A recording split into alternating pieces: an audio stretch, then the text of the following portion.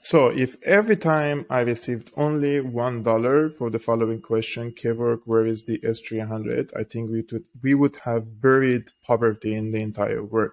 I received this question a lot on Syriana analysis on YouTube, Twitter, Instagram, everywhere. And I always said there are two theories. One is that Russia supplied the S-300 system in 2018 after an incident that happened on the coastal side of Syria, where two Israeli warplanes were striking Syria, and the Syrian S-200s were firing and repelling the attack. And there was at the same time a Russian cargo plane trying to land on the Syrian coast, in the Syrian coast, and the friendly fire came, and the cargo plane was gunned down because the Israeli warplanes were hiding behind the cargo plane of Russia. Since then, Russia said, okay, we're going to supply Syria with the S-300 because we don't want such incidents to be repeated, and two, because we want to help our ally to repel such aggressions, right? But what happened since then is that this S-300, as if you have some sort of a statue, you bring it, you don't use it, you just put it as a decoration, right? Except for once, maybe 3 months ago, one fire shot been fired, according to information I gathered from Syria, and this is also being confirmed by an article that we will read together, and we will try to analyze what's inside this article because it's very important for us to understand the story of the S-300. So this is the theory number one, that Russia supplied Syria with this S-300, but it was under the control of the Russians, so they didn't allow the Syrians to use it. And the second theory is that Syrians were keeping this weaponry for the 0 hour, because if we read history, and especially the conflict with Israel in Lebanon between Syria and Israel, Syrians always kept some of their strategic weaponry for the 0 hour when there is an all-out war, not limited confrontations with Israel. So maybe this was also the case, but today maybe we have an information that we can reach to certain conclusions, and this is not 100%, I would say, conclusive, but I think it's highly likely that it is accurate. Also, I asked about it in Syria, and I will share the article with you without further ado. So, share. Okay. So, the article that is published in the Drive or the Warzone, and it goes by saying Russia pulls its Syrian S-300 missile battery, ships it to the Black Sea. This is very important to know, because how do we know that the Russians pulled this S-300 again to Syria? And it's because of the satellite imagery that is available nowadays. So the article goes by saying, satellite imagery confirmed Russia redeployed an S-300 surface-to-air missile systems from Syria, and observers believe the battery is already in transit through the Black Sea to support Russia's war in Ukraine. So this article is published on the 27th of August, 2022, which means 4 days ago. We can see that there are also satellite images that will confirm this information. This battery in particular arrived in 2018 and was something of a gift to Syrian strongman Bashar al-Assad. And this was not a gift to Syria to begin with. Syria paid for these S-300 systems in 2008. Syria bought it and paid it in cash. And since 2018, Russia didn't supply this weaponry to Syria because of lobbying from Israel in Moscow, not asking Moscow not to supply Syria with this weaponry, right? And Israel was successful until 2018, when there was this incident that I mentioned, and the Russians supplied it in the hope that Syrians were hopeful that they can use it to repel, to defend themselves. This is not an attacking weaponry, right? So it was declared as much-needed upgrade of Syria's ancient and in some cases dangerous air defense system. It was not located at Russia's airbase south of Latakia or its prized naval port in Tartus. Multiple advanced air defense systems remain at these locations protecting Russian interests.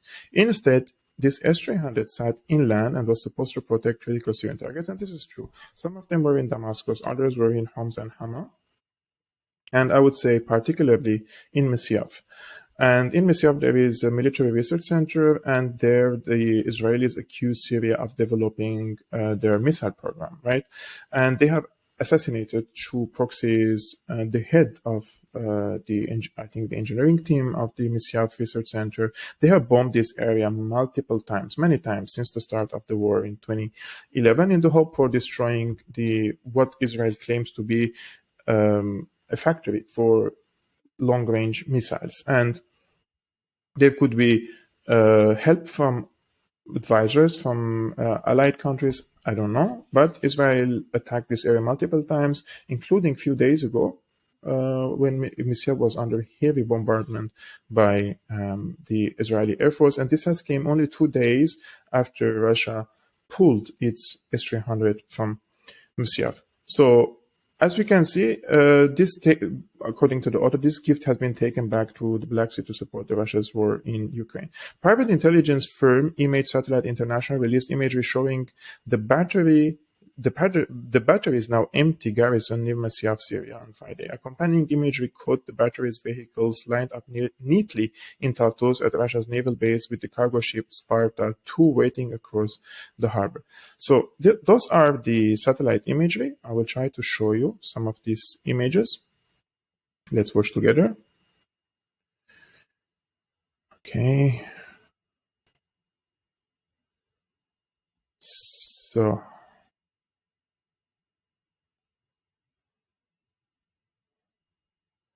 we share the screen with you again. So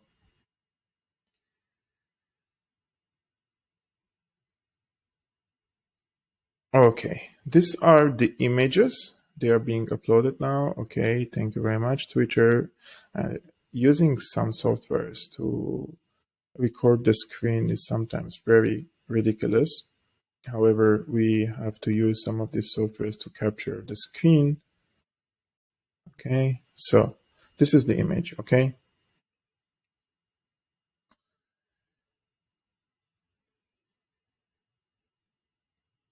So on the left side, as you can see, this image has been taken on the 14th of April 2022, when there were few S-300 batteries parked near each other in Masyaf. You can see the S-300 batteries are here. And this photo, the satellite image, has been taken on the 25th of August 2022. And as you can see, they're empty.